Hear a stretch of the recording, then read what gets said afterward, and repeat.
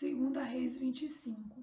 Aconteceu que, no 9º ano do reinado de Zedequias, aos 10 dias do 10º mês, Nabucodonosor, rei da Babilônia, veio contra Jerusalém. Ele e todo o seu exército sitiaram a cidade e construíram rampas de ataque ao redor dela. A cidade ficou sitiada até o 11º ano do reinado de Zedequias. Aos 9 dias do 4º mês, quando a cidade se via apertada pela fome e não havia pão para o povo da terra, a cidade foi arrombada. Embora os caldeus estivessem em volta da cidade, todos os homens de guerra fugiram de noite pelo caminho do portão, que ficava entre as duas muralhas, perto do jardim do rei. Fugiram na direção do Vale do Jordão.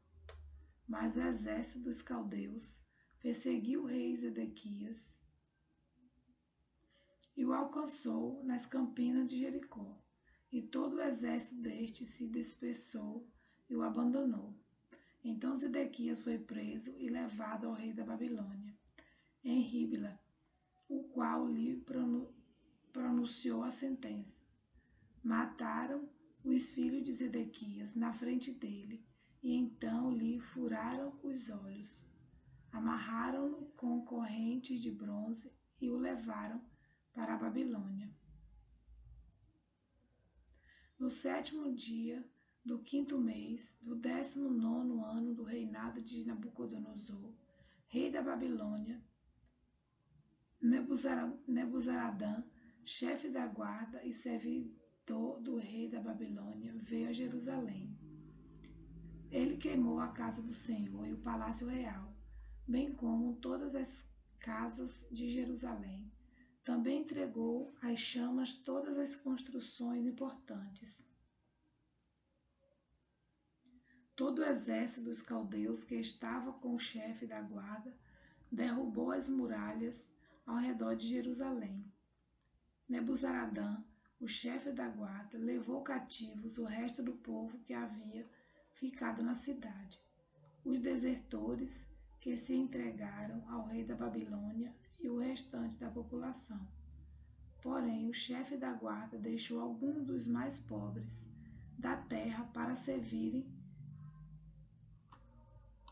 vinhateiros e lavradores. Os caldeus cortaram em pedaços as colunas de bronze que estavam na casa do Senhor, bem como os suportes e o mar de bronze que estava na casa do Senhor, e levaram o bronze para a Babilônia. Levaram também as panelas, as pás, os apagadores, os recipientes de incenso e todos os utensílios de bronze com que se ministrava. O chefe da guarda levou também os braseiros, as bacias e tudo o que fosse de ouro ou de prata. Quanto às 2 colunas, ao mar de bronze e ao suporte que Salomão havia feito para a casa do Senhor, o peso de bronze de todos esses utensílios era incalculável. A altura de uma coluna era de 8 metros, e sobre ela havia um capitel de bronze de 1,30 m de altura. A obra de rede e as romãs sobre o capitel ao redor, tudo era de bronze. Semelhante a esta era a outra coluna com a rede. O chefe da guarda também levou cativos Seraías, sumo sacerdote, Sofonias, segundo sacerdote, e os 3 guardas da porta. Da cidade ele levou um oficial que era comandante das tropas de guerra, e 5 dos conselheiros do rei que ainda estavam na cidade, bem como o escrivão-chefe do exército que alistava o povo da terra, e 60 homens do povo do lugar que estavam na cidade. Nebuzaradã, o chefe da guarda, levou-os ao rei da Babilônia em Ribla. O rei da Babilônia os matou ali mesmo, em Ribla, na terra de Amate, Assim Judá foi levado cativo para fora da sua terra.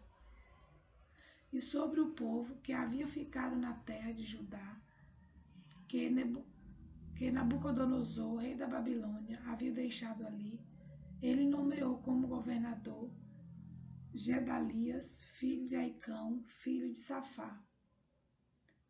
Quando os capitães dos exércitos, eles e os seus soldados, ouviram que o rei da Babilônia havia nomeado Gedalias como governador, foram falar com ele em Mispa. Esses capitães eram Ismael, filho de Netanias, Joanã, filho de Careá, Seraías, filho de Tanumate, o Netofatita, e Jazanias, filho de Macatita. Com eles estavam seus soldados. Gedalias jurou a esses capitães e aos seus soldados, dizendo: vocês não precisam ter medo dos oficiais dos caldeus. Fiquem na terra, sirvam ao rei da Babilônia, e tudo irá bem com vocês. Porém, o 7º mês, Ismael, filho de Natanias, filho de Elisama, que era da família real, foi até Mispa com 10 homens. Eles atacaram Gedalias e o mataram. Também mataram os judeus e os caldeus que estavam com ele em Mispa. Então todo o povo, desde o menor até o maior, junto com os capitães das tropas, se levantaram e foram para o Egito, porque tinha medo dos caldeus. No 37º ano do cativeiro de Joaquim, rei de Judá, no dia 27 do 12º mês, Evil Merodach, rei da Babilônia, no ano em que começou a reinar, libertou do cárcere Joaquim, rei de Judá. Falou com ele de modo bondoso e lhe deu um lugar de mais honra do que a dos reis que estavam com ele na Babilônia. Permitiu que ele deixasse de usar as roupas de prisioneiro, e Joaquim passou a comer na presença dele todos os dias de sua vida. E da parte do rei lhe foi dada subsistência vitalícia, uma pensão diária durante todos os dias de sua vida.